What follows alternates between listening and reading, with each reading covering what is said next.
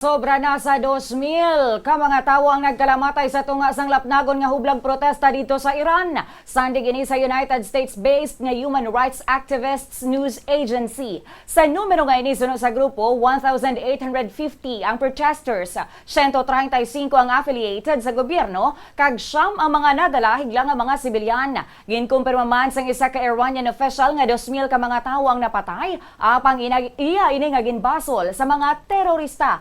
Nagpanawagan naman si US President Donald Trump sa mga taga-Iran nga magpadayon sa pag-protesta. Sa iya latest nga social media post, nagpahayag si Trump nga manug-abot na ang bulig sa Estados Unidos ng Amerika. Una na ini nga nagpaandam nga magabayad ang Iranian authorities sa ila ginahimo nga pagpamatay. Magasapol ang iya National Security Team sa White House agod nga maistoryahan ang iya nga mga opsyon agod nga intrahan ang amo nga dako nga gamo sa amo nga Islamic Republic.